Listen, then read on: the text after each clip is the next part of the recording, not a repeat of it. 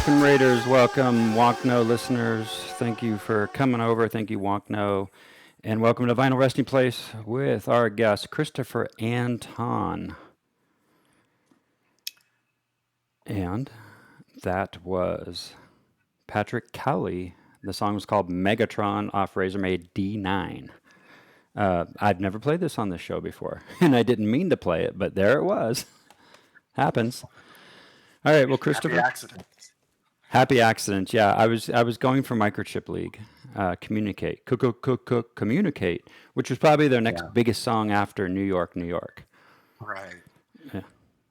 I happened to do a gig with a couple of gigs opening for Microchip League in Austin and Houston when I was filling in vocals for Andy Beaumont's Vision UK. Oh yeah, Vision. Lucifer's Friend. Isn't they have that song? Yeah. So I recorded Lucifer's Friend with Andy a few years back. Cool. It's just kind of a remix version. Yeah, I haven't heard that. Were cool. They were cool guys.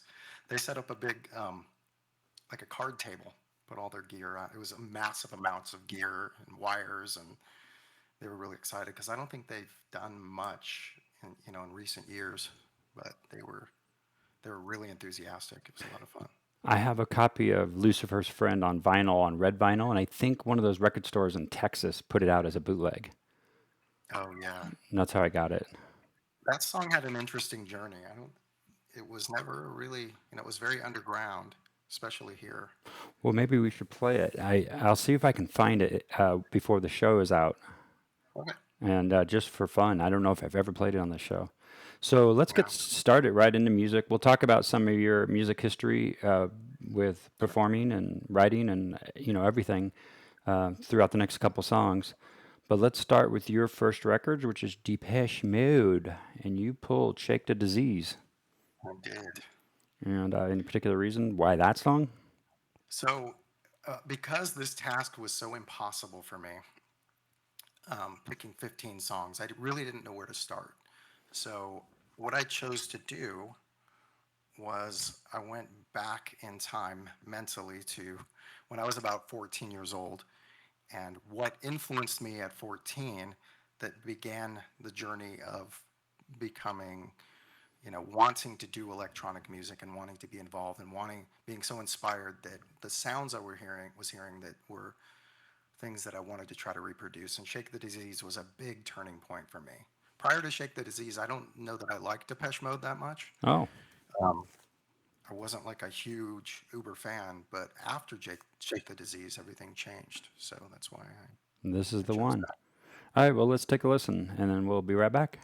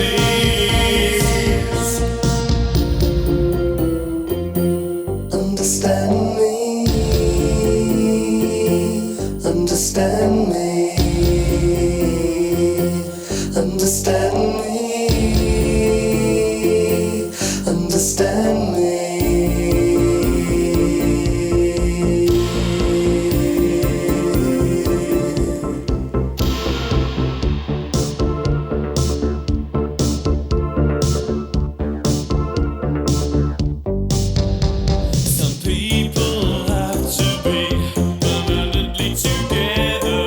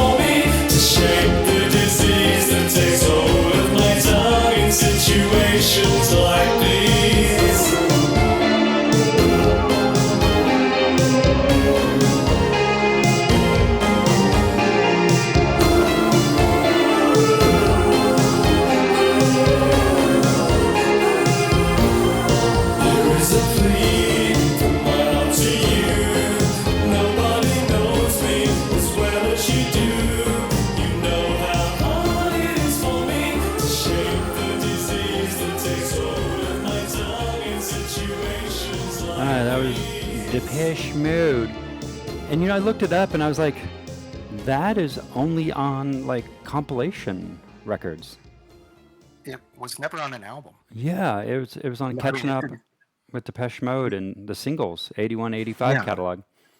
yeah, it was like an in-between single kind of a thing. Yeah, no wonder I was having a hard time like digging through my collection. Yeah, I looked through all the it, Depeche Mode twice. I'm like, where is it? Where's the single? Where's the single? something about the sounds and that it brings me right back, even though I've listened to it thousands of times, right? Yeah, But it still brings me back to those moments when I first discovered that, and the yeah, sound was so unique at the and time. Such it's a different approach to pop it music. sounds like construction time again era a little bit to me. A Yeah. broken Well, frame, I believe it was 85, so it was kind of some great was it reward esque. it might have been yeah, Because I think it some might have great reward was 84. was. So And this might have been before Black Celebration. Was Black Celebration 85 or 86? later, it must have been So 86. this is probably in between. It Yeah, sounds like it's in between. I I pulled some great reward. It's around here somewhere. Because I was going to do a twofer off your Depeche Mode because you picked two songs by them. Cool. I love Some Great Reward. Yeah, That's that's the album I grew up on. And then I went yeah, back and got People Are People, and then went even further back. I didn't have Speak and Spell until years after that. yeah, me too. Me too. I kind of went back from about that point as well. And I was like, wow, it But sure got poppy when it got older. And then, it's like, oh, it's Vince Clark. yeah, Well, yeah. cool. Well, Yeah. I picked, where'd it go? Where'd the covers go? See, I lose these things. SPK from the Canadian label Network. And this Very song is cool. called Breathless. This is off their album. I do have the 12-inch, but I'm going to play the album mix because I don't think I have on the show before. Just regular old album mix. I like it. It's synth pop. It's synth driven with the female vocals, which I I don't know love. that I'm familiar with this, We'll see what you think. so Here we I'm go. excited to hear it.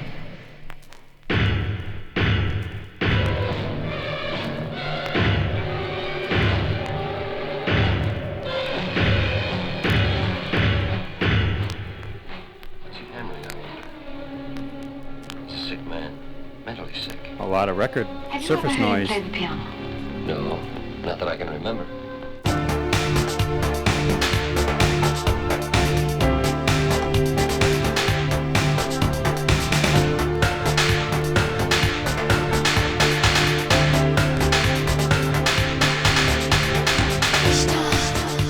I'll follow you like a cat seeking shelter.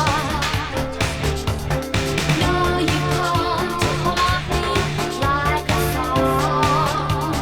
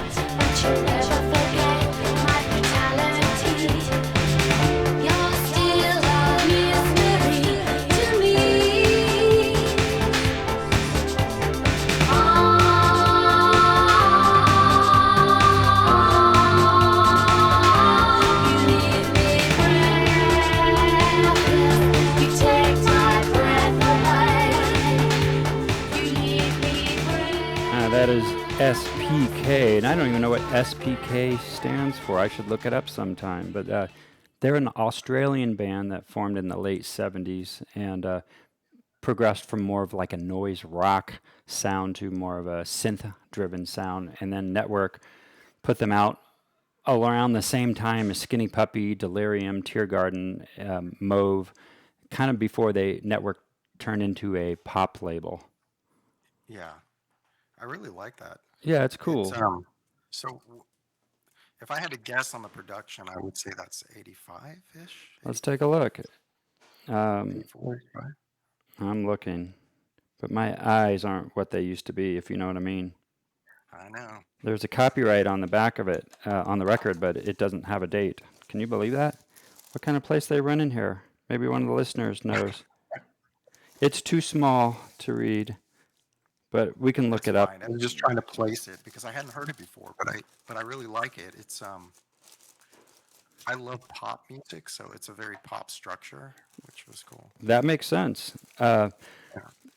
After this next song, I would love to hear how you became the singer of Information Society Sure. and how you got involved, what you recorded with them. It's just so interesting how things kind of pop into our lives. It was pretty weird, very strange and surreal. Okay. So your next song is ABC. Yes. How to And be a millionaire. how to be a zillionaire, zillionaire.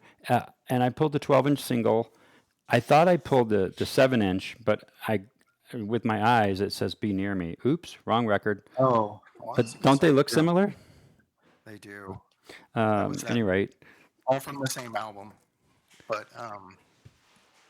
yeah, that was the first time I really listened. Another time in my youth where I had the record, the How to Be a Zillionaire record, and this song, the way it started, knowing what I know now, those were Fairlights, but just the production on it was so just impeccable. Just really captured my ear. Yeah.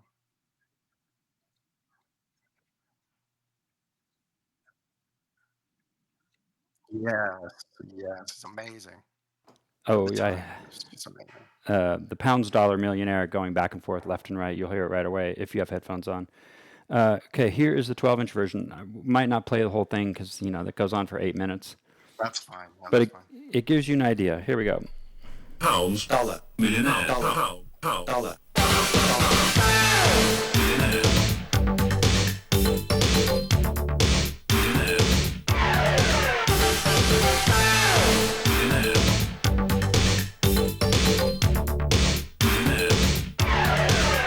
In the future, I can't afford it.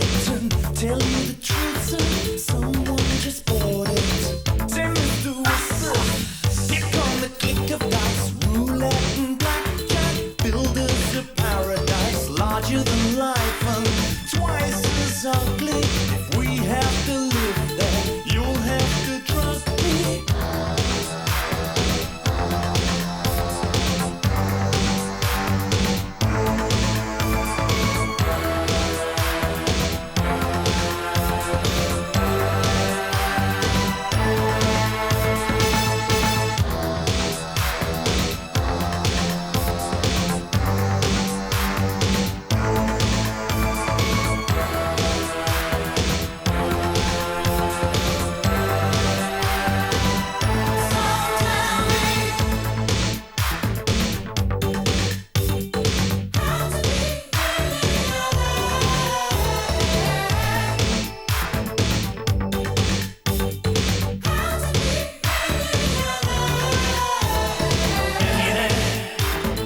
Millionaire, trillionaire.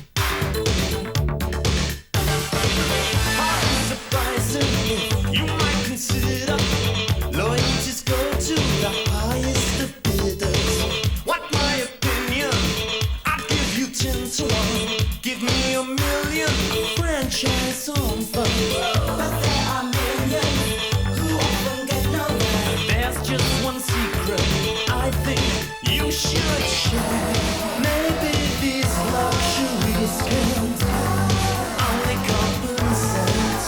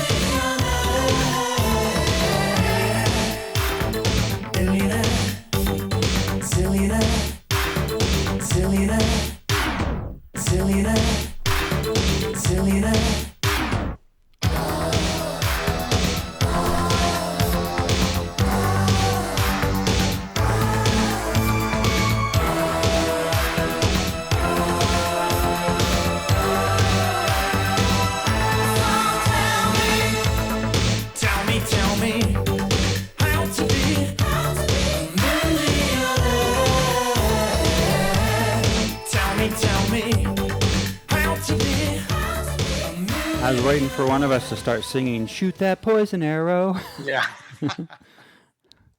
Yeah, those songs were just on top of the world when they came out.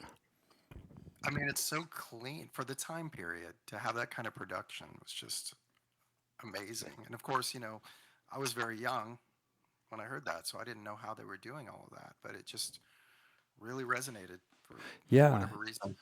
And then I got to years later, just a few years back, I got to do a show with ABC was on the bill, and I got to tell Martin Fry how much that meant to me. Hmm. And he's a really gracious, nice guy. Yeah. So, I've only met him once. I was playing keyboards for Naked Eyes, and we were, I think, in Salt Lake City on a bill there, one of those 80s things where there's like six bands. yeah, that's what And this he had was. his Yeah, own dressing room next to the Naked Eyes dressing room, and I caught the right timing when he was coming out, and I was like, yeah, "Oh," I thought to myself, "You're still in your pajamas. I'm sorry I interrupted you." No, that was his stage outfit. yeah. Kind of the stuff he wore, but he was very nice. He's a very suave individual. Yes, I'm He was Martin. cool. Martin Yeah, Fry. yeah. He's got that. I like that track because it's like looking back on it now, it's kind of like his version of R&B, but with electronic music. And it was an early use of samples as well. I mean, I'm listening to it now, and I'm like, oh yeah, this is all. Sampling technology was fairly new, Yeah. and you can tell with the drums, they weren't analog. So Yep. interesting. And a lot of Simmons drums back then, Linn drum machines. And the people that had the samplers, the expensive ones, were expensive, and everybody else. I mean, what weren't Akai's coming into fashion sometime at the end of the 80s, or was it I 90s? guess, I was so broke, and I took all my money and I bought this Korg drum machine, and that was probably '86 before I was able to really start getting. I graduated from high school in '87, so um, I wanted to do this music. I didn't have the means to do it, and then I gathered up $500. I bought this Korg drum machine, and it was a Rompler, right, where it was samples, but Yeah. and it sounded similar to that. But although I'm sure that's not what they used, it's just that was about the time when all that stuff was coming to fruition. Everybody was using sampled machines. Now everybody's into analog, but still, but I'm a sucker for the sampled Yeah. sounds. And The these big days with your reverbs. DAW, I mean, you can do anything. Yeah. It's crazy. And then you got Behringer putting out clones of all those old machines too, so we can all afford them now. Do you have any of those by any chance? I have a Behringer Pro 1, and I haven't hooked it up yet. I've owned it for more than a year. It's on Yeah. it's on my hookup list. I want their Lindrum clone so bad, and I just Yeah. haven't done it yet I, because I don't know what am I really going to do with it. I'm probably going to end up going back to because I use Reason mostly. I'm just going to use a plugin for it anyway. So I'm kind okay. of like, why would? Yeah. Well, cool. Yeah, it's nutty. I would love to have a real Lindrum, but they're like $7,000. Yeah. And they're hard to And maintain. I hear they my break friend down a lot. Warren keeps pushing, the virtual versions. It's like, well, $99 and you can have it, or just get the samples. Right. I Right. use the LM1 samples in Logic, and it works great. Yeah. And they're good enough for I, me. that's how I feel. Although I'm sure there's something missing, maybe in the process. I don't know, but I'm sure having the real thing's better in some way. But also nowadays, you really got to work to the convenience of what you're, you know, able to get your hands on. And then how would you integrate an original Lindrum? Well, then you have to have a MIDI interface, and then you have to capture the audio, Yeah. and it's a lot more steps. And at that point, I'm like, I'm just going to use the plugin. Well, let's hear about Information Society. How'd you get involved, wrapped up with that band? I know the story about Kurt wanting to leave the band to pursue his professional stuff. Is there more to that? Because when I talked to him a year ago, we really didn't talk about that. Yeah, I don't think they want to talk about it. But um, so all I know is my version of what happened. And so late 1985. This is a true story. Oh, can you go a little closer? Bring your mic a little closer to you to get the level Yeah, up? sometimes I have problems with this mic. It's not Yeah, really just a built little for bit this. louder. Is that better? Yeah, it's better than it was. Yeah, I was just trying to get you up a little louder. me see what I can do. All right. Yeah, that's How's that? better. Thank you. All right. So I started. Now I'm peeking. Um, so my experience was I was watching. I'd always liked Information Society. I wasn't a huge fan, but I really liked what they were and respected what they were doing.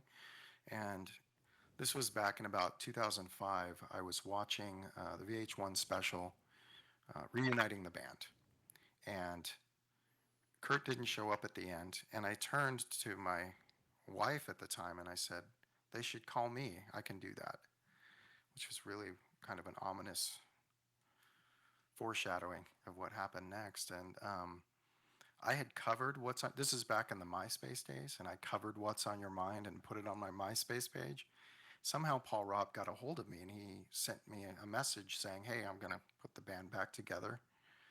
And would you be interested in talking to me about it?" And of course, I said yes. And I went and met with him a couple of times and we hit it off. And then we started recording early 2006. We started recording tracks for what would be oscillator and then synthesizer after Hmm. that. So that's kind of how all it started. That's the short version. But it was supposed to be, at the time, we were Information Society. If Kurt was going to continue, he was going to use INSOC.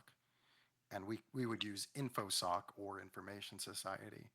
And from that point on, we were going to carry forward. But there came a time when there was sort of a falling out between the parties, and we didn't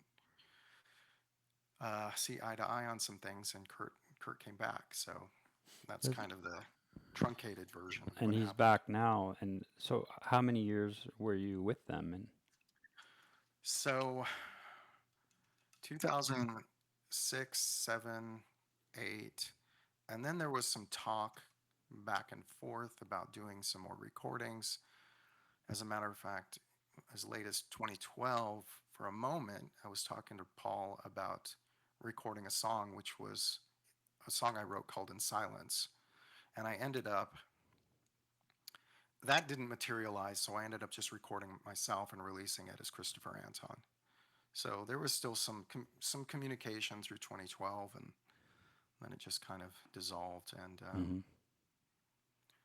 I don't want to get I don't want to. It's an odd situation because I feel like I don't have any issue, but I feel like they have an issue with me. So it's well, a story, a common story in music, sure. as you Well, know. you were officially a part of it, and as a part of your history. So Yeah, it's now in the past, and I bet you're glad. I mean, that's an opportunity. it was amazing, and I really enjoyed it. We got along great. Even at one point they said it's you or nobody, Chris. But I guess God had different plans in mind and things changed. And Hmm. I never imagined myself being a solo artist, but that's what was the catalyst for me. Okay, what do I do now? So then I just started releasing music under my name, Christopher Anton. So Hmm. Okay, yeah, well, that's great. And then ever since, I mean, you've been a guest vocals on many tracks that have been out there since then, of course, I've and done done your own yeah. stuff.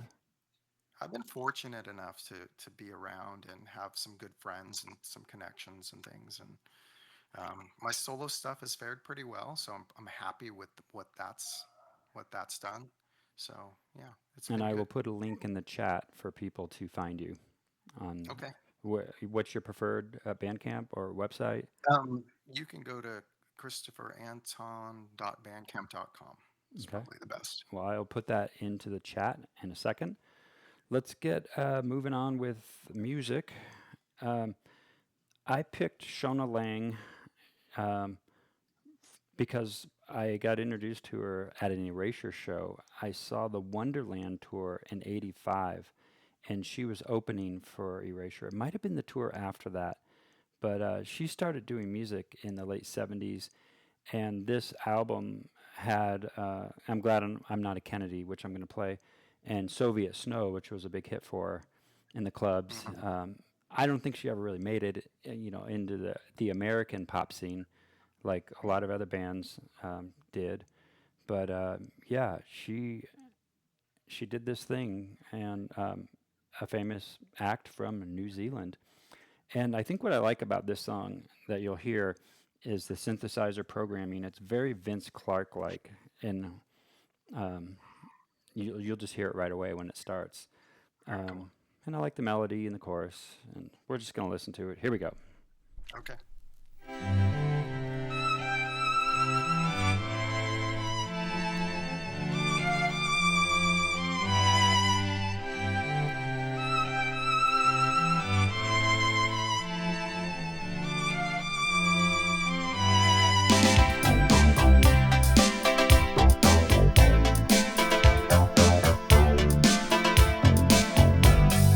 Living on through politics, bodyguard at heart and bits, a blue-eyed honesty, indigo injury.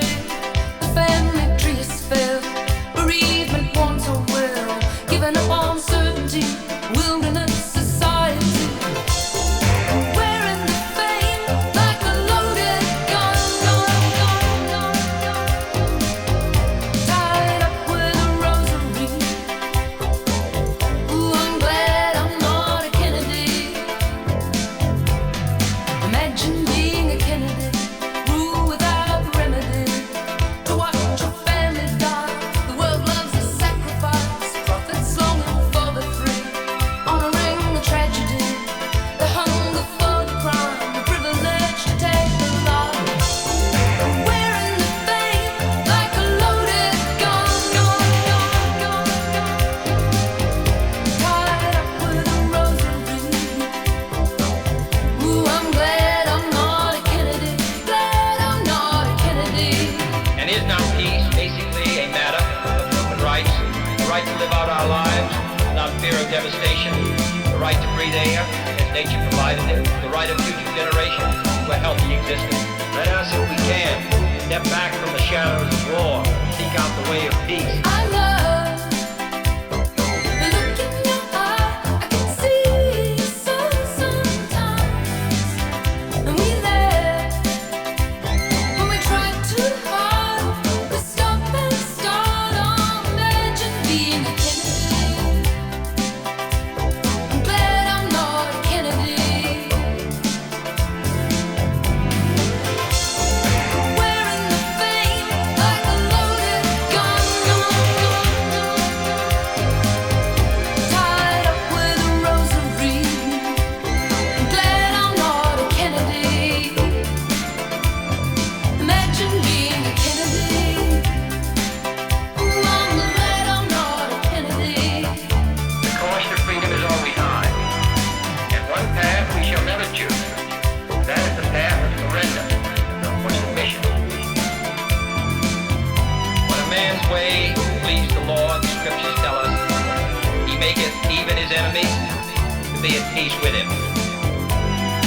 We will not prematurely or unnecessarily risk the course of worldwide nuclear war, in which even the fruits of victory would be ashes in our mouth. Ashes in our mouth. Ashes in our mouth. Ashes in our mouth. Ashes in our mouth. Ashes in our mouth. All right, that was Shona Lang, and you heard the synth programming. Da-da-dun. Yeah. And Yeah. I like the Kennedy voiceover at the end as well. That was yeah, interesting. yeah, it just I've always liked the song, and when I saw her live, when this song came on with Erasure, her emulator 2 sampler, which she was using, kind of malfunctioned, and it provided the backing track and the sequencing. Back then, we really didn't have computers to play our backing tracks. Right. And she got pissed off and stormed off the stage. She's like, "Fucking computers, fucking!" She would not shut up. It was hysterical. I remember getting on stage in the late 80s when I was finally getting out and trying to do live gigs and having to route my MIDI cables from my drum machine. Oh, You're yeah. doing all this setup. I didn't know. I didn't know that people were even using tapes yet. Like I guess I was aware on some level that like Depeche Mode was, but it just didn't occur to me at first to do that. Yeah, it evolved. So many of the bands we used to see back then had just rigs full of everything and sequencers, and then I've seen Book of Love with all of their sequencers and 2 Oberheim expanders on stage. Yeah. Juno 106, a Jupiter 8. I remember that show vividly. Yeah. So when you first played your Depeche Mode song, I put up the wrong cover. I actually put up Everything Counts, and I realized you had two songs, and that's your next song. I did. I picked two Depeche Mode. I had to because of the premise I set up in my mind as being what influenced me at a young age. Uh-huh. Was kind of my thing. So So Everything Counts. This is the 12-inch version, so I'll probably again cut it in the break, like 3/4 of the way through. that's good. So here is the 12-inch version of Depeche Mode's Everything Counts.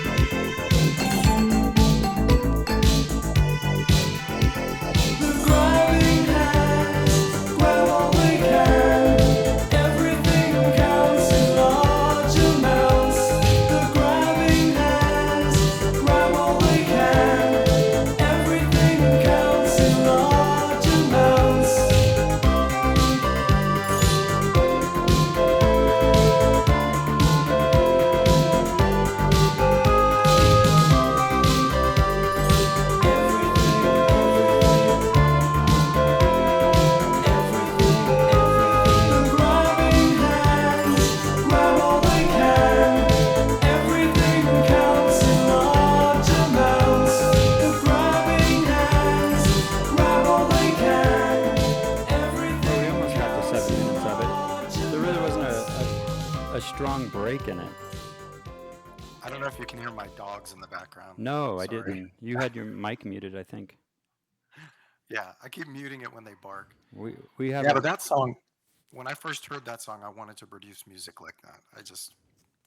Another mesmerizing moment. yeah, it's good stuff. And that one is from Construction Time again. Yeah, yeah. That was when they began to change, I feel. Yeah, I mean When they- Alan Wilder came in and had an influence on them. that he did. Well, And everybody's like, we want Alan back. It's like that's never going to happen. Yeah, we had a chance to open for Alan when he did his Recoil thing. He another great guy, really nice man, and it was fun to be with him for a moment. Oh, I bet. Um, Did you watch any but of those? Go on. I didn't address it. I didn't address it head on, but I get the impression it's just not, like you said, it's just not going to happen. Oh, It's just, well, never say never. The day's not over. but what I think would be amazing is if Martin and Dave got together with Vince and Alan and toured. That would be, Yeah. again, I mean, the odds of that taking place are pretty slim. But You that never would know. be- Maybe during like a big anniversary, if they're all still alive. I mean, I never thought Vince and Allison would ever get back together for Yazoo Right. for the 30-year anniversary, and they did, and they did a tour. Yeah. I mean, albeit it wasn't a very large tour, but they hit the major cities, Yeah. Yeah. and that one was You're right, magical. never say never.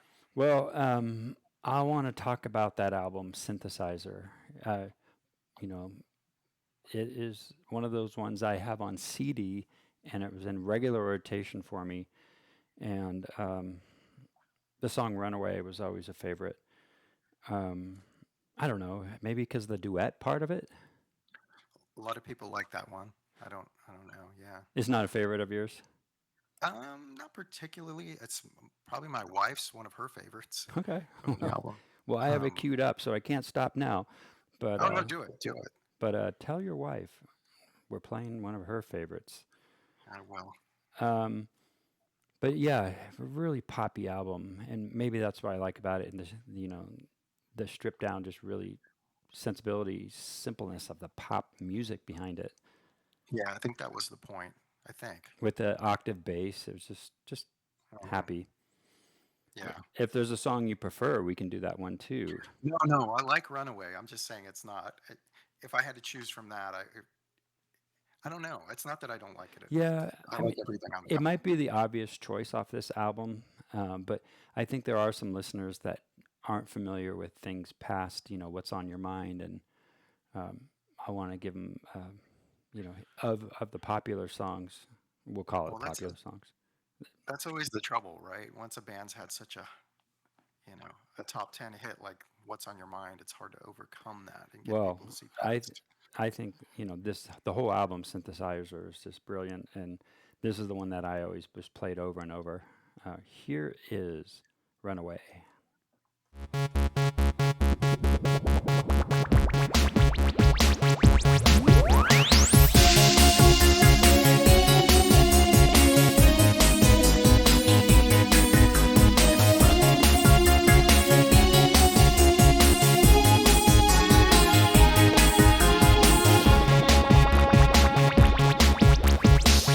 If only for a day I could see your face.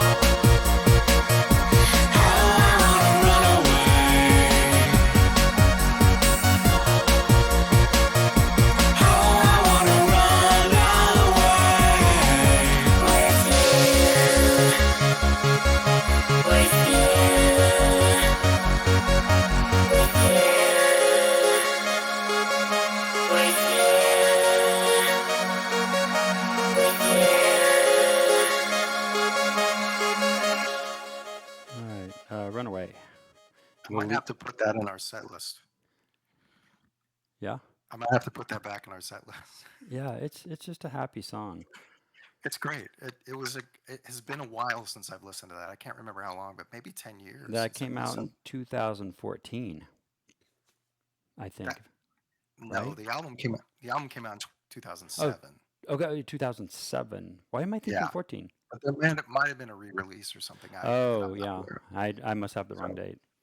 yeah. But um so typically when I do Anton live, I'll do the song synthesizer and then maybe Burning Bridges, but almost always synthesizer. But that would be a good one Okay, to yeah, add. definitely. And Yeah. who's the female vocal in that? I believe that was, we had a couple. Was that Lila Mack or was it Vitamin C? I don't Well, remember. anyone in the I think it chat was want to Lila. look it up and put it in the chat? It's terrible. I should know. I think it was Lila Yeah, Mack. I think our friend Warren will probably know and put it in the chat here. Yeah. Or I'm, somebody's I'm looking it up right now. I'm pulling an Ace Freely right now. He would always do that. Like, I don't know. I I don't don't know know. what we Reach did. me. I don't even remember recording it. Okay, up next, Oingo Boingo. Um, and you picked On the Outside. On the outside, yeah. And This one, I've never this seen one. Oingo Boingo live. So, growing up in Southern California, Oingo Boingo was huge, like much larger there specifically than anywhere else in the country. And the local radio station, the alternative radio station K Rock, would play Boingo all the time. So they were my first concert when I was 15 years old Hmm. on New Year's Eve, 84, 85. Wow. And I just have a lot of fond memories of that. And the the subject matter of On the Outside is very much, I mean, it's on the nose. It's, especially being a teenager in high school, I always felt sort of like an outcast. So the subject matter just resonated with me at No, that not age. you. No, not me, right?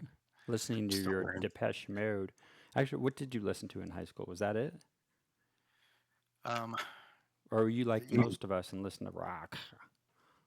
I didn't listen to rock in high school. No I started Asia? listening. Or I like, liked that stuff. I liked it, but it wasn't my go-to, okay. especially by the mid 80s. It was all new wave. Yeah. My brother was Def Leppard and all that stuff. Yeah. So I heard it, so I'm influenced by it. But yeah, I think my first electronic band was Erasure and Dead or Alive. Yeah. Yeah. I mean, all that was right in the mid 80s was when all that really came through into the mainstream. Hmm. But you really had, at least in my high school, you had very distinct camps. You had rock, heavy metal guys, and then you had like punk new wave. Hmm. They're very distinct groups. And I was never a rock guy, so I didn't fit in there. And well But enough. Boingo was kind of an anomaly in that, sure, there's like a little bit of everything in there. It's orchestrated well. Danny Elfman's vocals, and were amazing. But back then, he wasn't Danny Elfman that everybody knows now. He was just this guy in this local band. And now he's But Mr. but Soundtrack. yeah, listening to the orchestration of even this song, when you hear all the different parts and the layers and the horns and everything, it makes total sense. Uh huh. But at the time, it was just his outlet was through his version of punk ska, which which coincidentally, I mean, not coincidentally, but incidentally, was such a strong influence. I hear, like the band No Doubt, definitely influenced. They're from Southern California, definitely influenced by all of this stuff by Boingo. You can hear it so vividly. Hmm. So Yeah, I mean, definitely had those roots, and for a composer that went into movie soundtracks and now more famous for that. I wouldn't say more famous, but equally famous. yeah, Uh, and maybe I more maybe more, yeah. Nightmare because of Before Christmas, and yeah, but then I think of other people like Mark Mothersbaugh from Devo, who went on and has done a ton of motion picture and television scores, he has, he and has, but yet he's still probably more famous for Devo. right. And I wonder how much of that is because he didn't promote his Mark Mothersbaugh, Mark, his brand as his name, whereas Danny Elfman did more. I don't know, or maybe it was the connection with Tim Burton that escalated Danny That's Elfman's probably it. profile. Through association and the popularity of those movies. But there wasn't as much pushing through pop culture as there was with Elfman. Maybe it was the types of projects he was doing. Yeah, I think the Danny Elfman movie soundtracks were big movies, whereas Mark Mothersbaugh did art house movies. Right. And I think maybe that's the distinction. Even though Elfman started out, I think his first soundtrack was Pee Wee's, Big whatever the Adventure. Pee Wee Herman movie was. Yeah, Pee Wee's Big Adventure. And then Batman. I don't know if it was right after that, but it was pretty. When was Batman? 89. Oh, I don't know. And that was just huge. So that you're getting into the zeitgeist of pop culture with that, where maybe the Well, other stuff. let's get your song on. This is On the Outside, Oingo Boingo.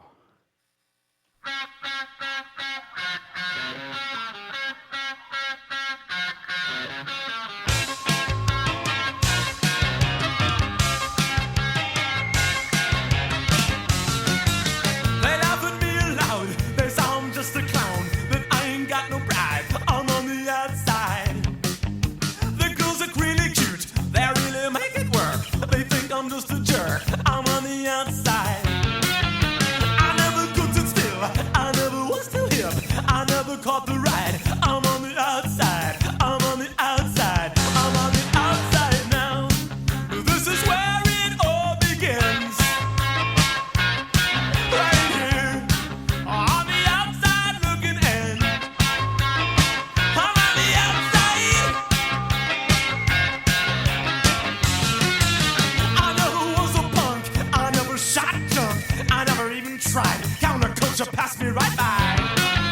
Don't talk to debutantes. Don't eat in restaurants. The patrons sit and stare. The waiters make wisecracks behind my back. The teachers there in school, they front me by the rule. They said I have no motivation, brains, and dedication. I just feel missiles were right. I'm on the outside. I'm on the outside. I'm on the outside now. This is where it all begins. On the outside looking in. Looking in. And you, I'm just an alien through and through. I'm trying to make believe I'm you. Trying to fit. Just a stranger on the outside looking in.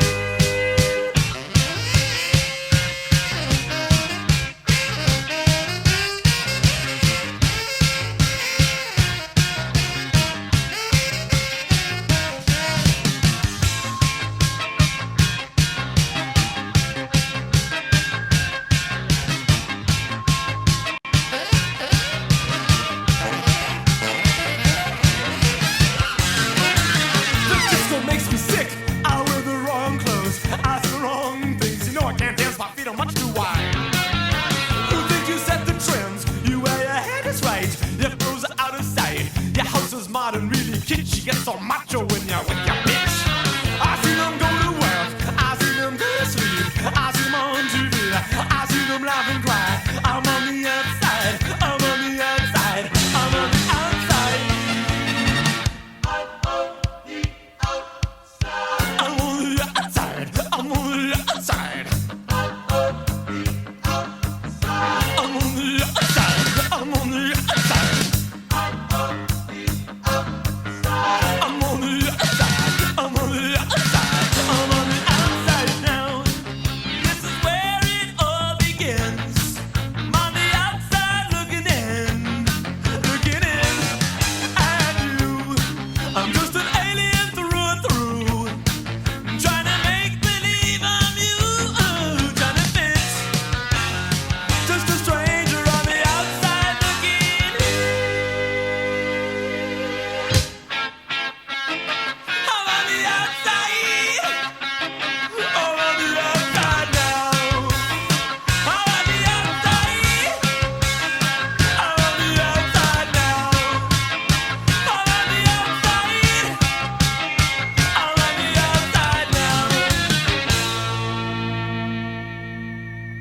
Dun, dun, dun, dun.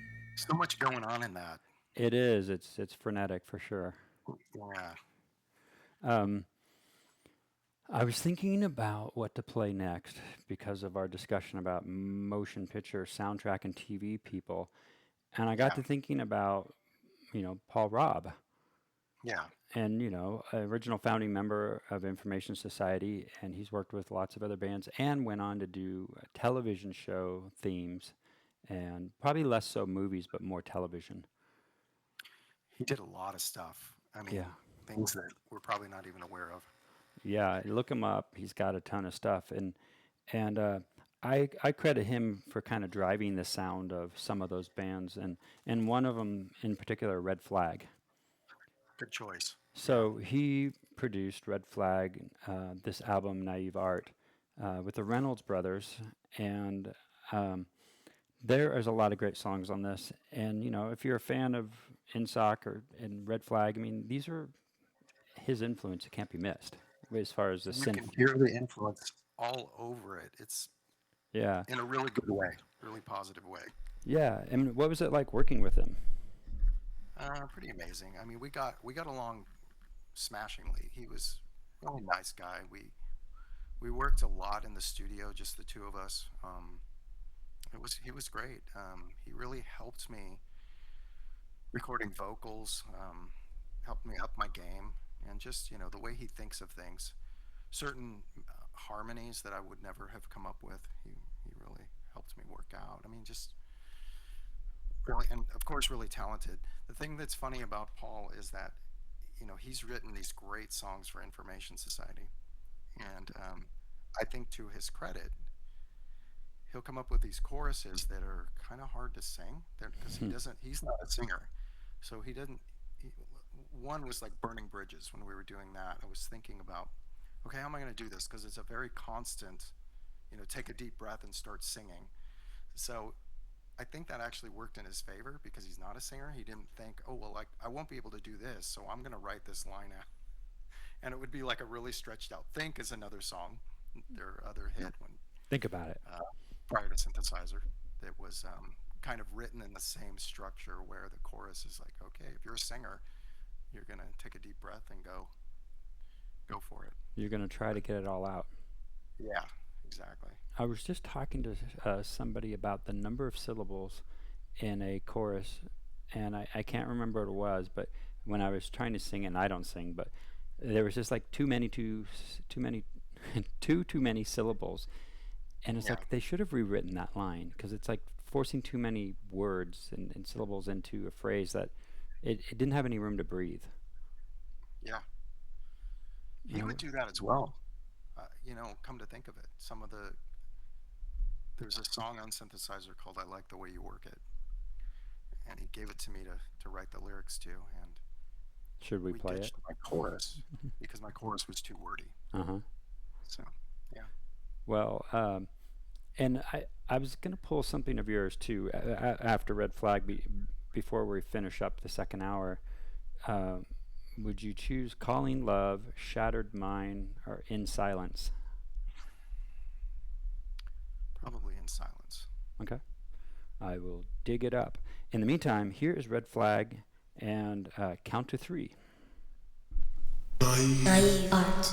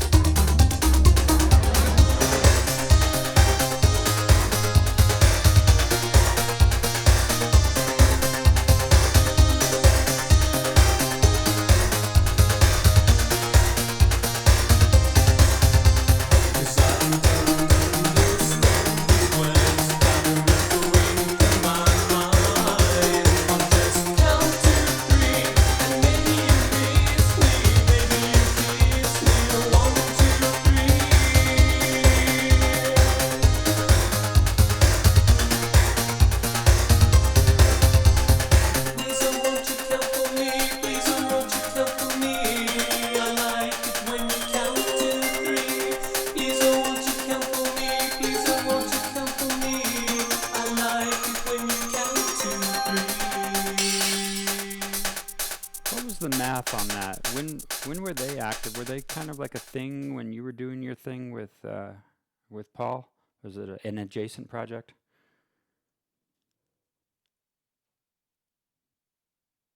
Mike, I think your mic is muted. Keep going. Yeah, there you go. Sorry about that. It That's was all right. the dogs. Yeah, I want to say about 88, 89. yeah. And I I was think thinking as we were listening to that, because it's such a great album, I yeah, just wonder if it had come out, interested in your thought on this as well.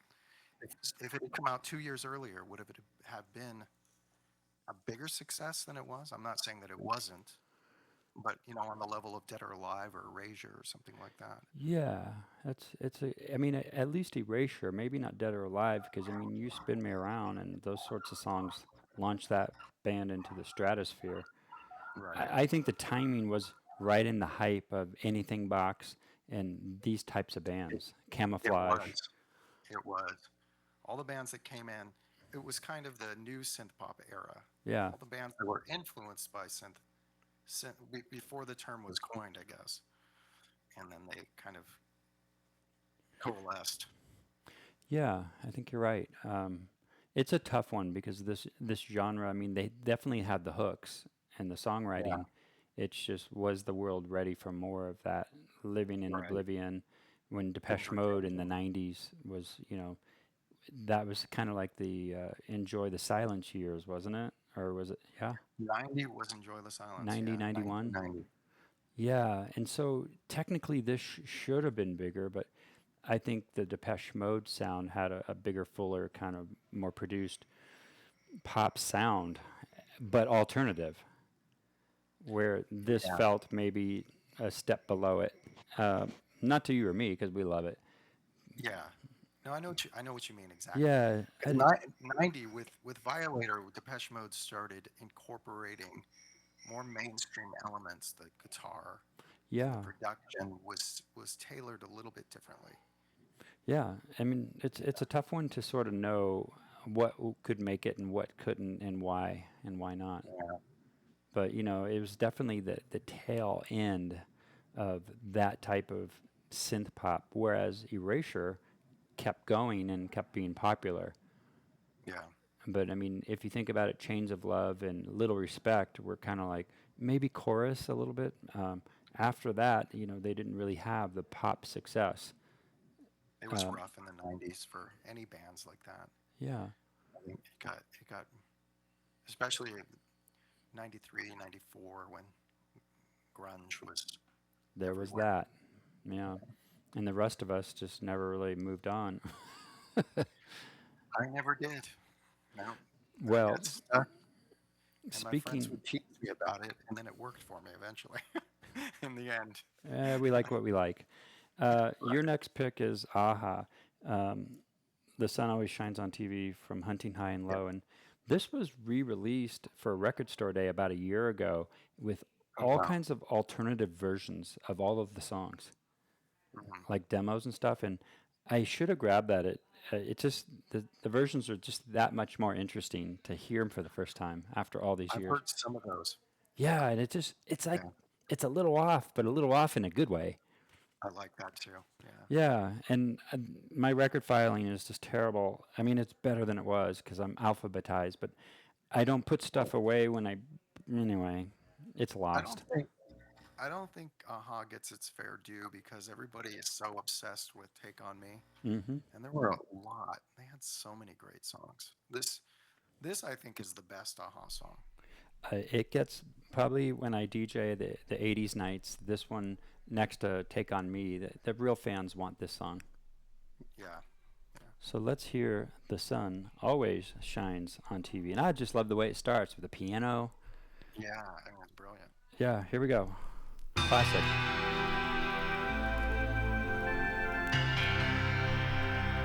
I just need a Paul Robb to come produce my songs. Yeah, ask him. He might do it.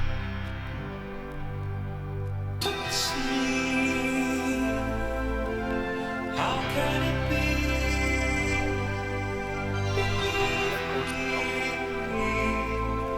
The sun always shines on TV.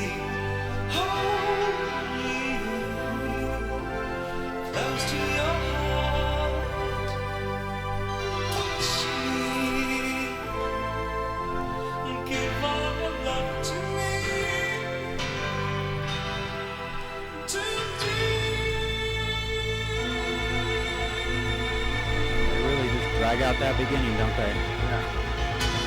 Big build up. It's all because of his voice.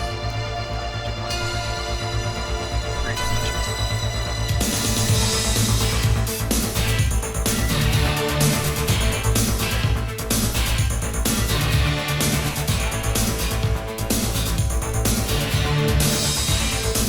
And then the synthesizers.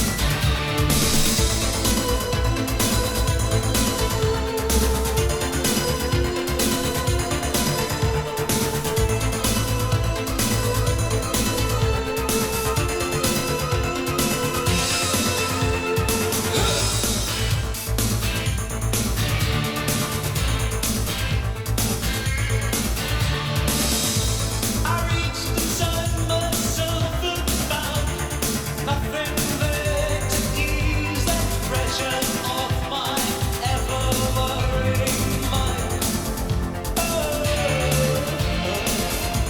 Oh, my heart wastes away.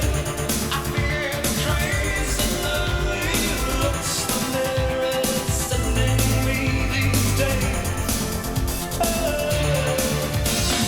Touch me. How can it be? Believe me. The sun always shines on TV. Hold me close to your heart. Touch me. Give all your love to me.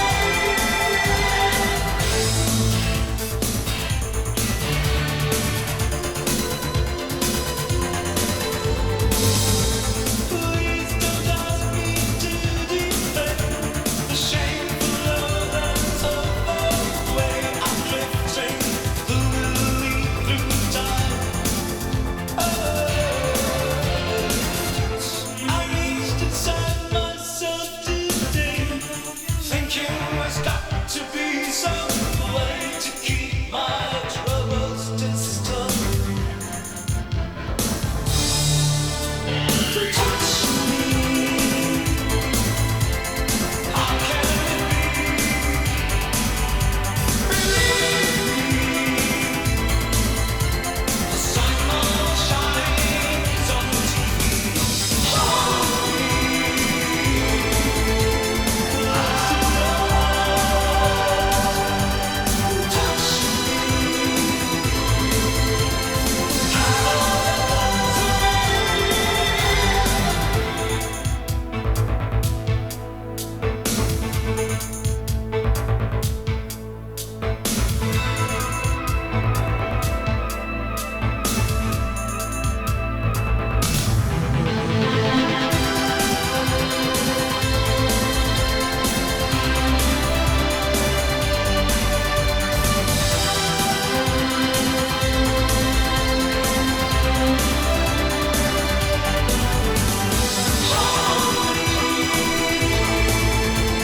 Close to your heart.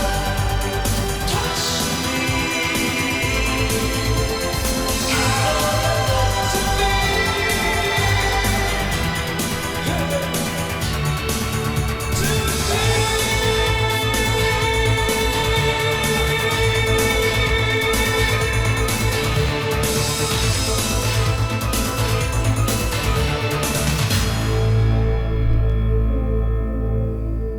Well, So dramatic. very dramatic and great builds, the crescendos of the composition. Yeah. That little orchestrated part and the bridge. Yeah, yeah. Cool. Go and listen to that Record Store Day version of it, the demo version of this album, and it'll blow your mind. You're like, what? That's where this started? Some of them sound so rudimentary, like it's a little Casio keyboard. Right, right. I Well, almost mentioned for Shake the Disease, there's a Martin Gore demo out there that's the same kind of a thing. That's super. It sounds like a Casio. It sounds like the little Casio used to play in the 80s. It probably like was. trio da da da. Yeah, Dook-it-tick, yeah, dook-it-tick. exactly. Yeah. I would Okay. always use the pop setting for the drums. All the good stuff in life. You pulled camouflage. I pulled camouflage too. But in all of my shows, I've been doing this going on 6 years. Not as a way to promote my band Eloquent, which I've been doing for 20 years with Steven, um, but just we work hard on this stuff, so we're gonna play some every Oh, week. you should. I Yeah. I don't I always, like but this. uh, this is a older album cover from 2009 of Eloquence Carousel of Life. I'm just going to put that up because what I'm going to play is one of our new songs, which won't be out until the beginning of the year. This is called Love Has No Labels. Oh, And very cool. I don't know, you know how it is on mix downs, final, mix 22, 23, 24. It Yeah. never gets done. But here is the version from August 23rd. And I I probably like have a the newer title. one, but it's the one I had, so this is the one I'm going to play. And there's this ant on the record player. Let's see how far that ant makes it. It better not be under the needle.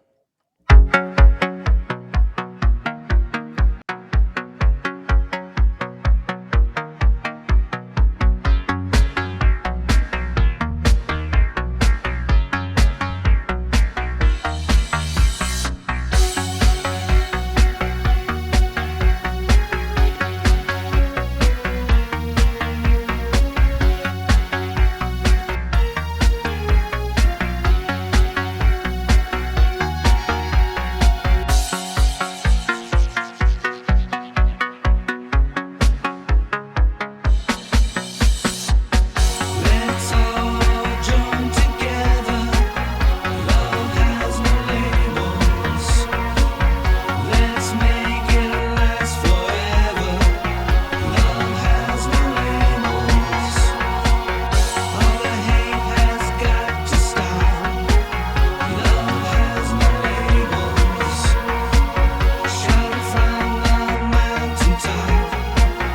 Love has no labels.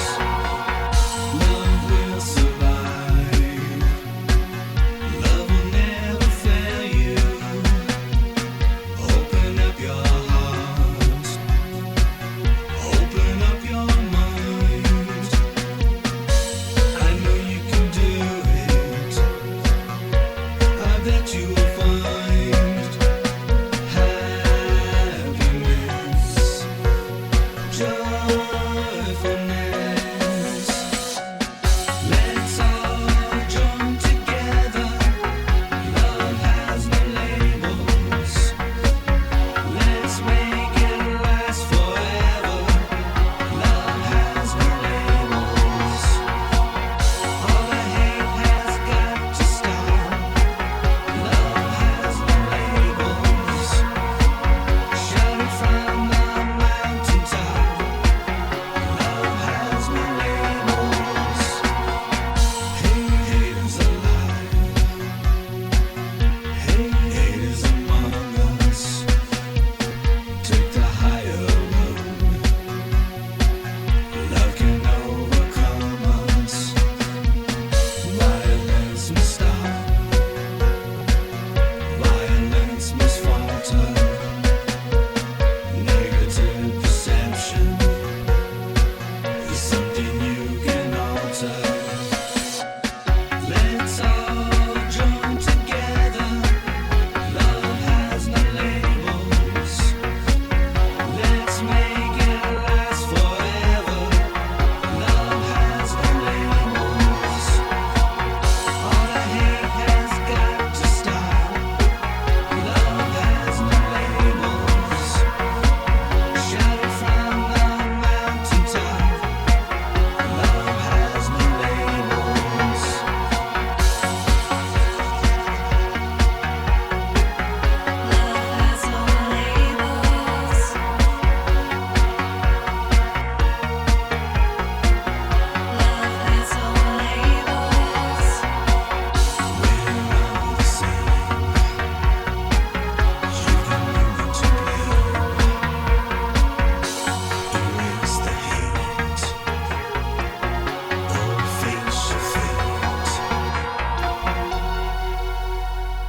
And that is Eloquent. Love Has I No really love Labels. that. Oh, thanks. Yeah, I I really do. figured you'd like it because of the poppiness. It's very poppy, but it's very pointed. The message, Like you don't walk away from that song not understanding the message, Well, which I like. yeah. Did you And write that one? no, no, the music only. Yeah. I'm the Paul Robb of us, of Eloquent. Yeah, it's good. Stephen Cochran does the lyrics and the singing. He's in L.A., and so Yeah. sometimes he flies out here to Denver, and we record for 5 days. Sometimes he records there, Yeah. and then various backing vocals from different people. All right, so we move forward with Duran Duran. Yes. Arguably the best Duran Duran album. Okay. Arguably. Okay. Yeah. This has Girls on Film and Planet Earth. Yeah. And you I like chose.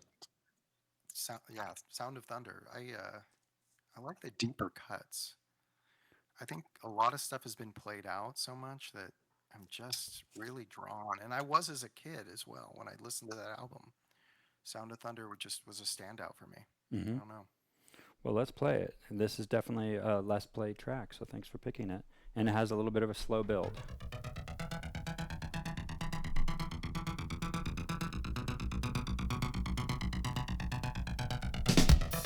Listen to that bass.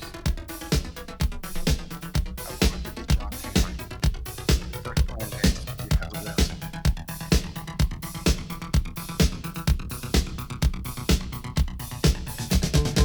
I've been in this glass here for the last 10 hours. My clothes are dirty, but my mouth isn't dry. How does it happen? Does it fly through the air?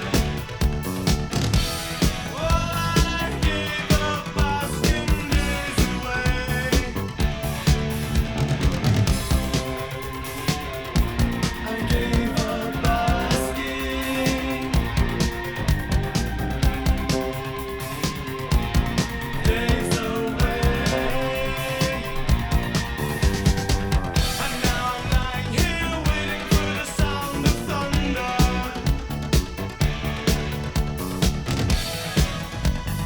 Waiting for the sound of thunder. Here I am on the dotted line. Cut the corner, stick me to your door. I'm the man who stepped off the bar.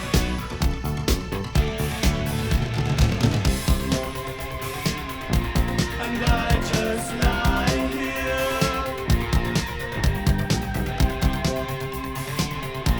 That's what I was made for.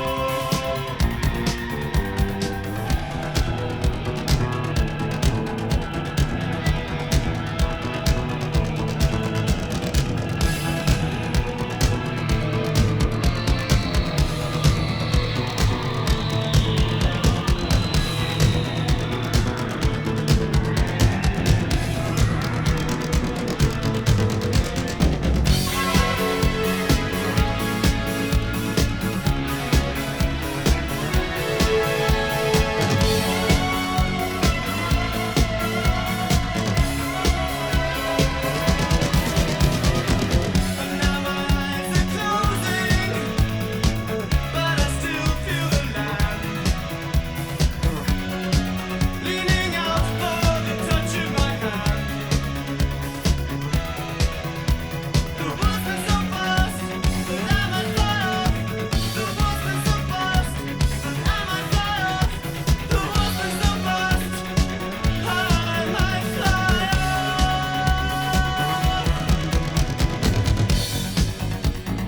Waiting for the sound of thunder. I'm waiting for the sound of thunder. I'm waiting for the sound of thunder.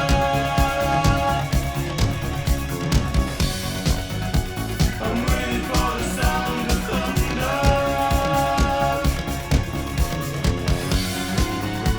I'm waiting for the sound of thunder.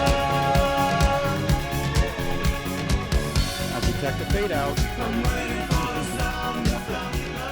Good old early 80s fade outs. Yes, the dreaded fade out. If Very heavily disco influenced track.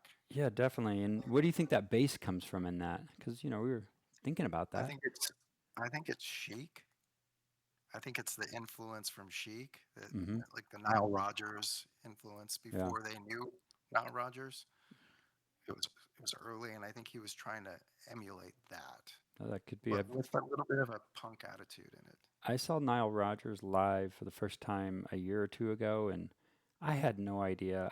I'm not saying I wasn't a fan or was a fan, but I never paid attention to what he wrote other than the music for Chic, Yeah, and it was amazing. Like he was yeah, playing songs he wrote with Daft Punk and Madonna. yeah. What did he write for Madonna? Uh, ah, I'll have to look it up. Let me look it Is up. it like a well-known one? Yeah, I don't yeah, know. pretty much. Nile Rodgers, Madonna credit. Let's look it up. It's been that long. He producer for the album Like a Virgin, Okay, except for the track Into the Groove. So he okay. produced all of the other tracks and writing credits, and of course, David Bowie's Let's Dance album. Let's see, building on. Right. You Because just Let's Dance album sounded a lot like Seven and the Ragged Tiger, which was also Nile Rodgers. yeah, amazing. Yeah. Nile Rodgers. Yeah. Have you ever done performed on the '80s cruise? Not on the cruise, just Lost 80s Live, Okay, the ones that I've done. because Nile Rodgers Um, is on the bill this coming March for the '80s cruise. that's awesome. Probably would be a That's really awesome. highlight, and people are gonna have minds blown. They'll be like, "What? I only knew La Chic, La Freak." Right. Right. Well, next on my list, we have time for many more songs before the end of this stream. Pet Shop Boys, Please. Now, everybody knows Opportunities, right? And Yeah. let's see, Love Comes Quickly. Um, this had this had hits on it Yeah. for It sure. did. Um, and it was 85, I think, when those singles came out. And before that, what were they and who were they? Nobody. Love Comes Quickly, Opportunities, and West End Girls, in Suburbia, all off of this record. But I'm going to play 2 Divided by Zero, which Okay. has always been a favorite because it wasn't a big hit. And Yeah. if you're like me, and I think you are, you grew up listening to full albums. Yes. So when you buy a And I copy love of, the deep cuts because yeah, they don't get played. Yeah. no, they don't get played regularly by DJs or radio or streaming Spotify, but those of us that own these records played it A and B, the ballads, the weird songs, everything, and this is 2 Divided Yeah. by Zero. Yeah. Cool.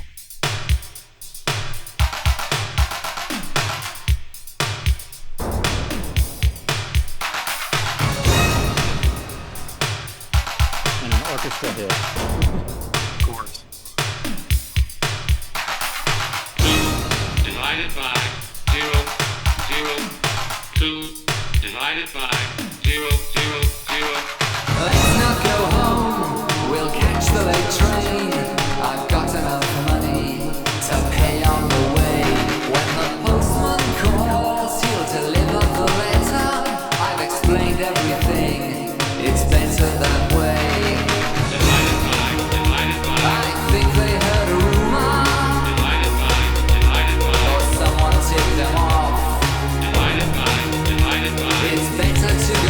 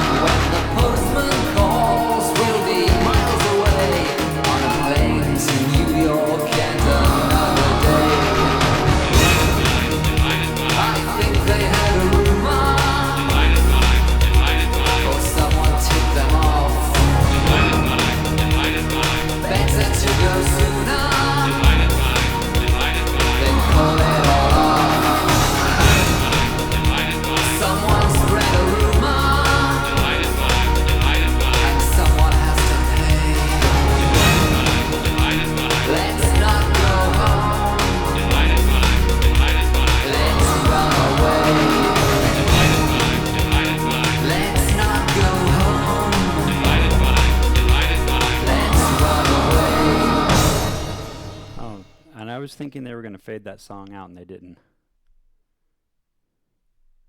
You're muted. Muted. Unmute.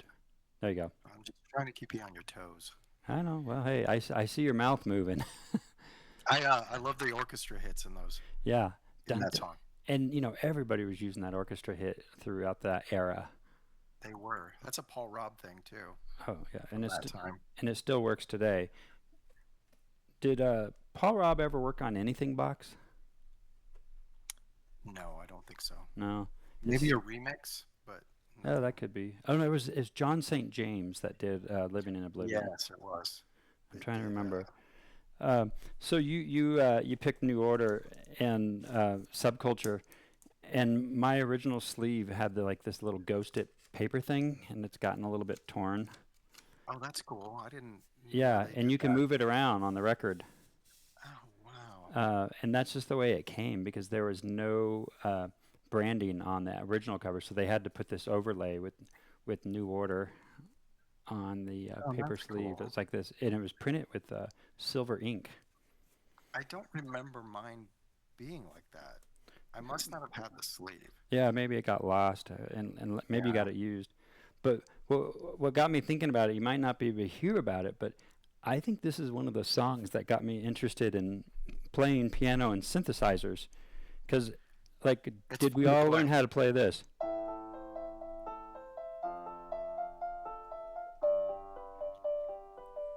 Right? Right. It's fun. I learned it on my Casio because I was able to. Certain songs were a little out of my league, but that was possible. I It think a that lot was one of the fun. first ones I learned next to Transx Living on Video. Oh, did you? And that one's a little harder to play. Yeah. The other cool thing about this song is I remember learning the bass line because there's Oh. live bass in it. It's synth bass, and then it I forget, does it do like a verse, and then in the chorus, I think it's Peter Hook playing a live bass. Yeah, Mr. It's a Hooky. notable difference. Is it Subculture or Perfect Kiss that has the frogs? That's Perfect Kiss. Yeah, I get them confused because they're both from the same album, right? It was really cool for the time period as well. Cause Yeah, the samples of the frogs. Okay, Where's this coming from? so have you ever shared a stage with New Order or been at a No, festival with never them? never met any of those guys. I would Yeah. love to. I've always just watched from the audience. One of my Yeah. friends here got the DJ for them opening at a show here, and so he was lucky he got to meet them. And I would have drooled Yeah. all over them. Yeah. Amazing stuff. Well, here is Subculture. Why'd you pick Subculture over, Bizarre Love Triangle and some of the other I songs? think, like you said, how you just went to your keyboard and started playing it? It was one of the first ones I remember going, oh, I get what they're doing. And the live bass thing, the intermingling of live bass with Mhm. electronics was fascinating. Yeah, and they certainly perfected that, didn't they? But if you notice in this original version, I still like it better. But Sumner's vocal is so bad, but it's good. Oh, well, I mean, nobody has ever credited him as being a great singer. No, and it's okay. And that's the thing about, it took me a while because of course, growing up when I did, I heard New Order before I heard Joy Division. So then I went back and I started trying to listen to Joy Division, and it took a while. Joy Division is kind of an acquired taste. Yeah, it Because a lot of it couldn't happen today because it would be auto-tuned to hell, and it just wouldn't be the same thing. I think So- you're right. It's Let's about the play it. attitude, I guess. And this is certainly one of those great songs off this record.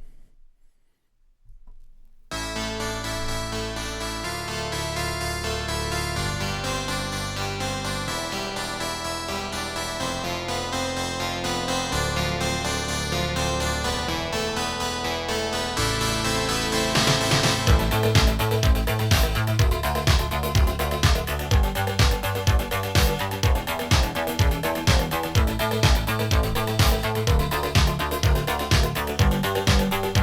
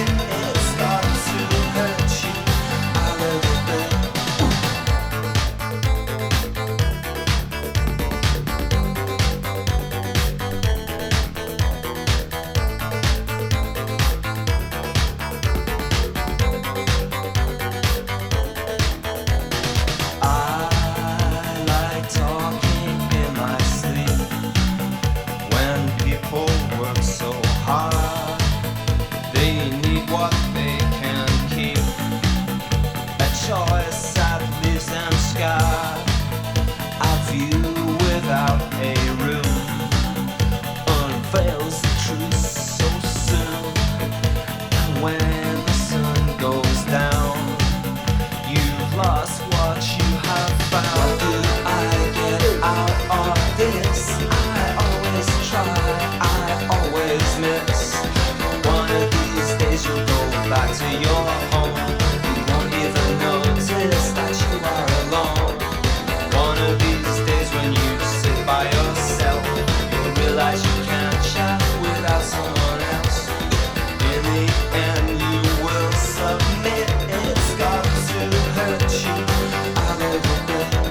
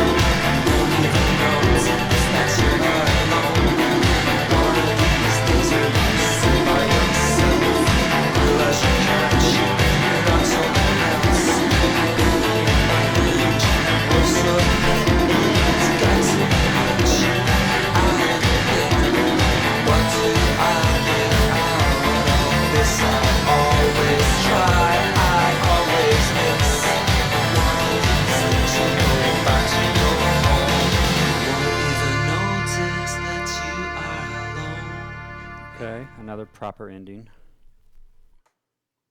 Another one of Peter Hook's infamous bass solos.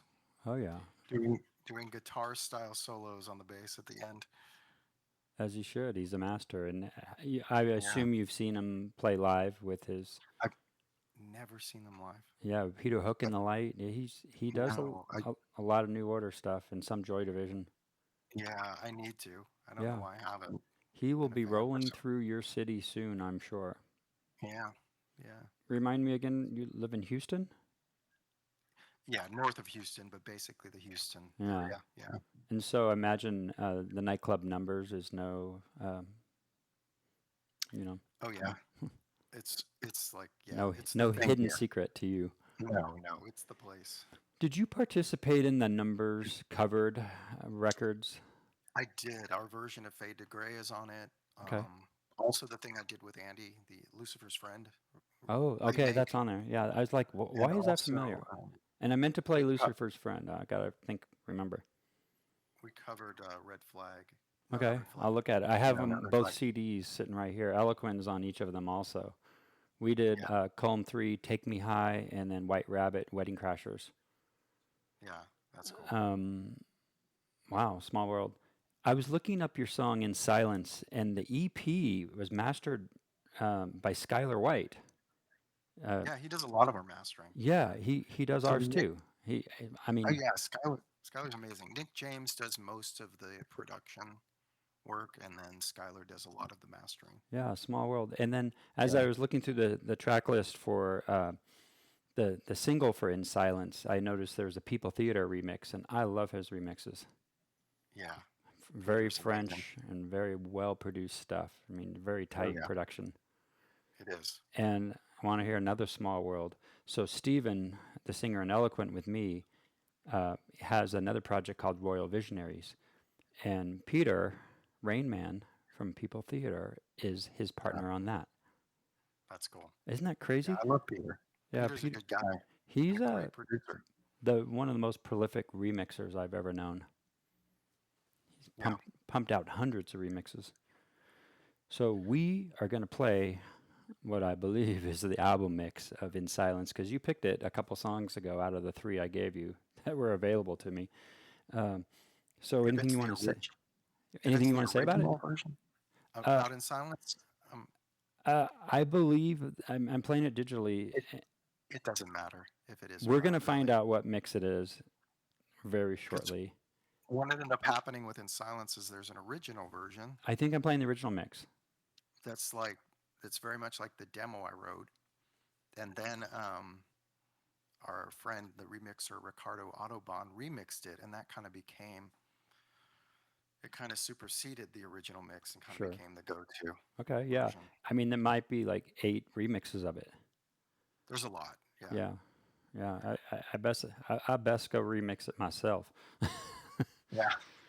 All right, send those tools over. Here is In Silence. Original mix? Original. Yep. How's that?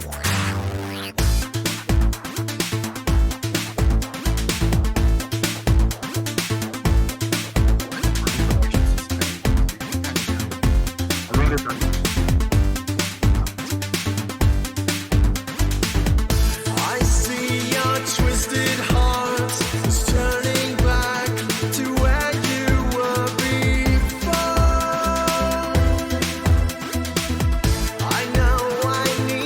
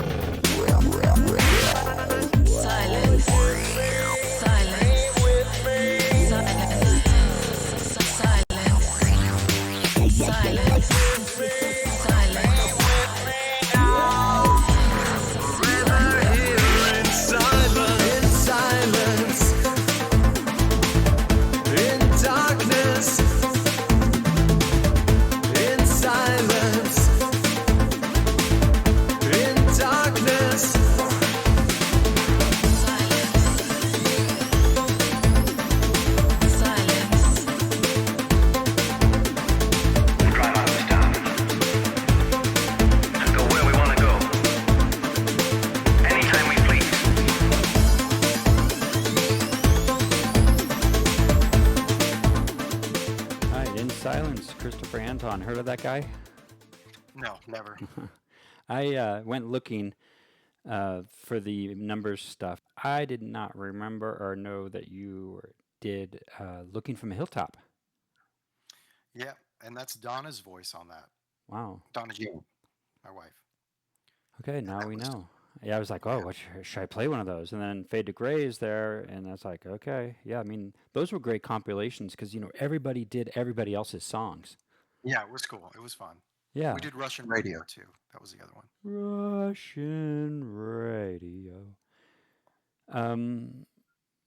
Your next song, I think let me look at the time. We have time for 12, 13 more minutes, maybe 3 songs. And we can Right. default to all of yours if there's stuff you want to get out. I have Psychedelic Furs queued, but we can play anything. Yeah, that's cool.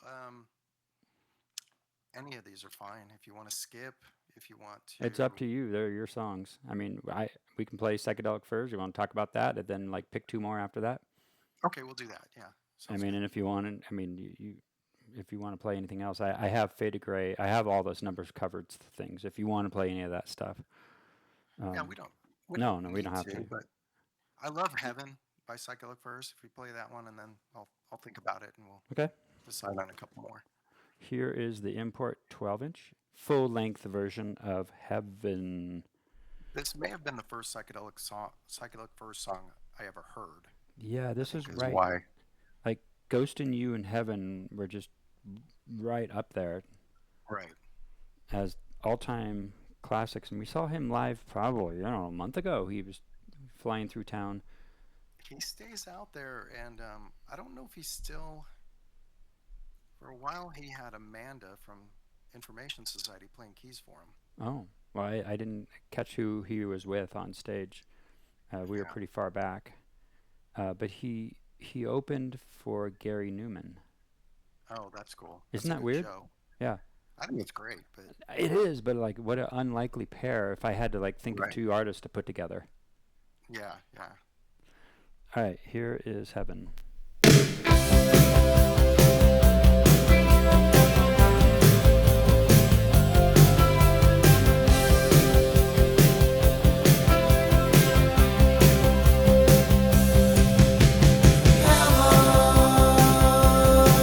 Is the home of our hearts, and heaven don't tear you apart. Yeah,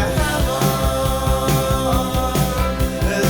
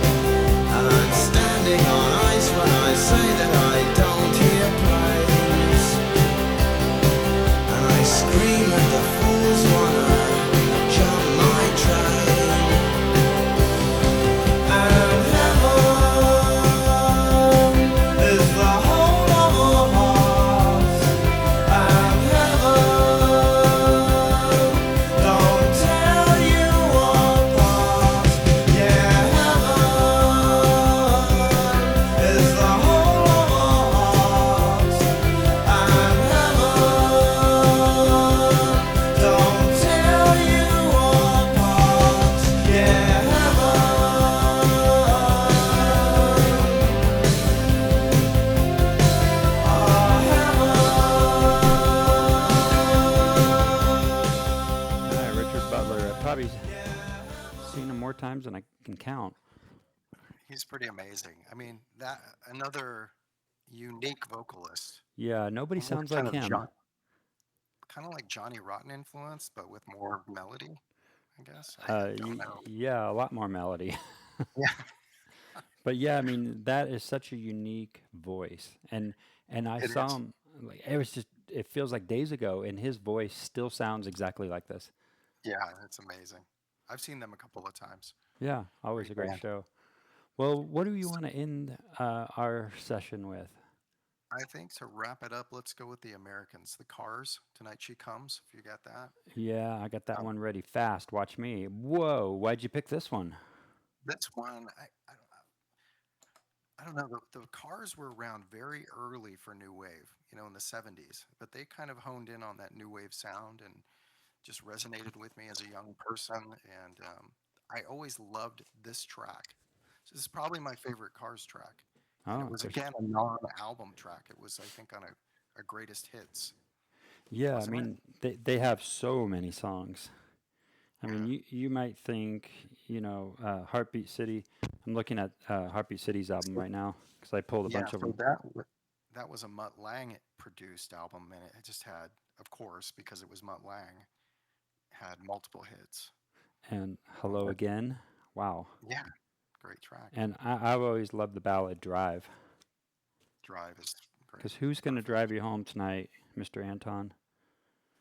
Who's gonna drive me home? Fortunately, I don't have to drive anywhere. We've got tornadoes here tonight, apparently. That's what I'm Wow. seeing. We are, Yeah. Christine and I are planning on getting out there, hopefully in the new year sometime. Uh, your promoter there at Numbers, um, Robert. yep, Mr. Robert. Yeah. Um, I bought tickets to a Data show. He was going to have the 80s band Data there.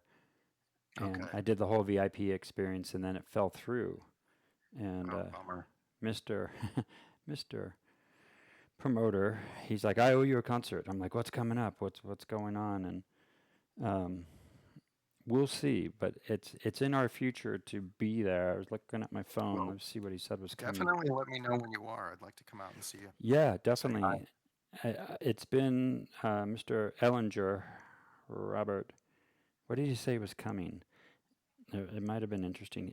I know he tried to get Microchip League and that whole sort of Robotico Rejecto thing, Oh, yeah. and I think that fell through. Or at least it fell through for Denver. I don't know if it ever actually came there.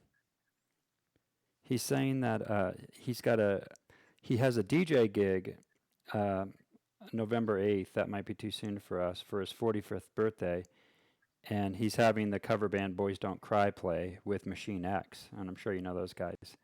Yeah, that's cool. I didn't know this. Yeah, so it is being promoted, and he does a lot at Numbers. Um, anyway, Numbers covered, Numbers anyway. That's when it is, and I guess he's doing Gary Newman, That's October 26th. Sunday. Yeah, are you going Yeah. to that? No, I'm not. I have to leave. I'm going to Virginia Okay, for some business. some business. Some business. And Anything Box is playing there November 12th and 26th with T for Two and Machine X, depending on what show you go to. I may be there. Yeah, I Or I may mean, go see Quad in San Antonio. okay. He's Well, going to be in San Antonio. well, I think out of those two, I mean, T for Two had that one song, "Don't Let My Love" or whatever it was. Uh, "Don't Bring Me Down." What was their big hit? It was a big Texas thing. Yeah, it was a big Texas thing. Yeah, I mean, I guess I didn't discover any of that until I came to Texas, and then yeah, I didn't know. I never heard of them, but I went and bought the record, and I have it somewhere. But when I have yeah. Texas people, and usually I play it like, "Oh, and we forgot to do Lucifer's Friend." Oh yeah, Yeah, well, Vision UK will have to wait. it's it's up to you. You can play the Cars, or Do you can you? play Lucifer's Friend. We're gonna do the Cars. Yeah. Do you know Shayna Boutte? Oh yeah, yeah, Yeah, I know her well. she Yeah. was on the show. She lives here about 10 minutes from us, and Oh okay. Okay. because she had a house in Houston, one here. Anyway, long story short, the last time she was on this show in person, she brought the Lucifer's Friend with her. and she played it because she Uh, played a lot of Houston regional things. that's cool. Yeah, Yeah, I didn't know that. small Nice. world. And Yeah. Peter Godwin, Images of Heaven, all that kind of stuff. Oh yeah, yeah. Our Um, synth pop world is a small it world, really but is. we're tight. We're all pretty tight, and Yeah. a lot of good people. They, so far, I've only met great people. Uh, okay, we're going to end with The Cars, Tonight She Comes. And then after the song, we'll just say goodnight and raid over to Riley Moore, the next DJ. And here's The Cars. Another slow start.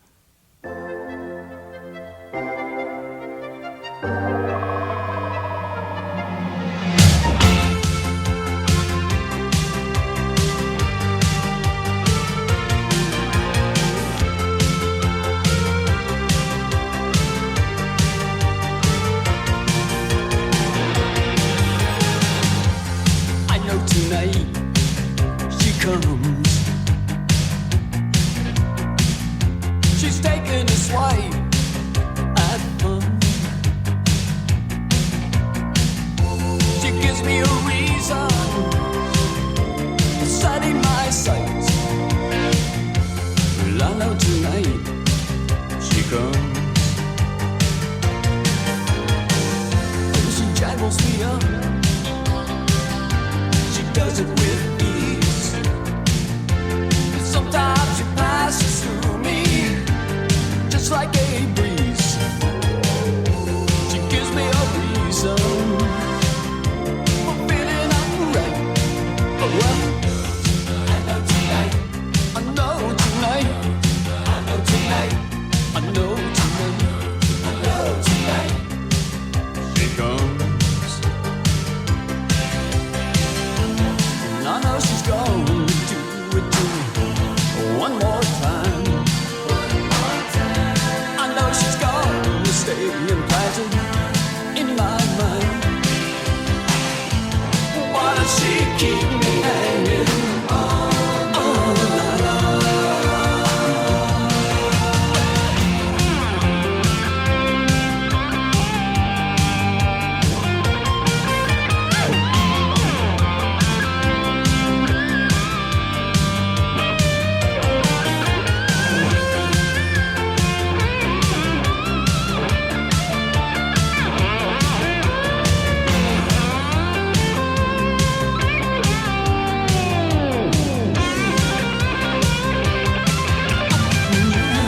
I know she's going to do it to me one more time.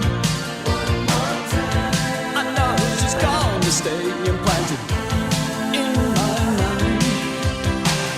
Oh, why does she keep me hanging on the line?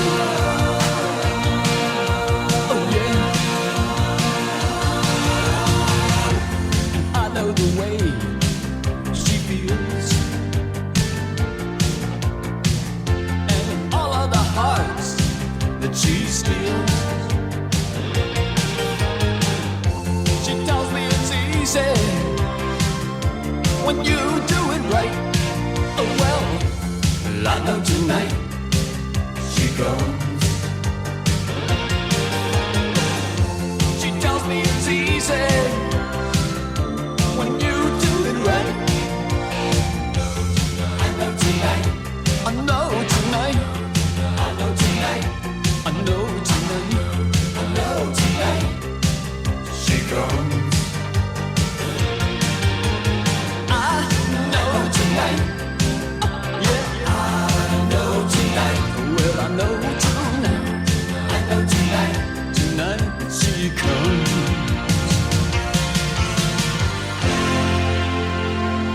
Boom, boom, boom. Great song to end with. Yeah, it is. That actually had a traditional guitar solo in it. How weird. A real guitar. A real guitar. The big joke on my show is I'm against guitars and I only play synth music, but well, Yeah. that's simply just not true much. Yeah, yeah. I'm Yeah. with you. All Yeah. right, well, cool. Well, we are going to raid over to Riley Moore in Los Angeles, our favorite all vinyl DJ out of LA. And so stay with the raid, stay for the fun. See you next week. And Christopher, thank you for your time this evening. Thank you, Randall. I appreciate it. It's been fun, and I will definitely give you a shout. Shoot your phone number to me in email so that I have it, and then I can call you and be like, "Dude, I'm coming."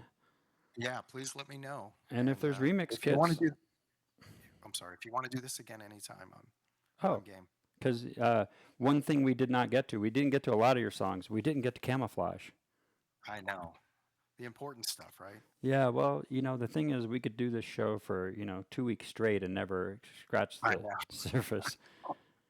It's an impossible premise, which makes it fun. But yeah, Camouflage. When this came out, I was like, "Oh my God, it's Depeche Mode all over again." Depeche Mode Part 2. Yeah, it's same with Red Flag. Red Flag and Camouflage just sort of missed the Depeche Mode wave for what reason? We'll never know. Yeah, Bizarre. it's too late. All I think right. just too late. Well, thank your wife for letting you get taken away from barking dogs and family life. For sure. And I hope to meet you in person at a show in Houston sometime soon. Yeah, I'll send you my info and we'll be in touch. Will do. Thanks so much, Randall. Hey, stay for the raid, everybody. Thank you. See you next week.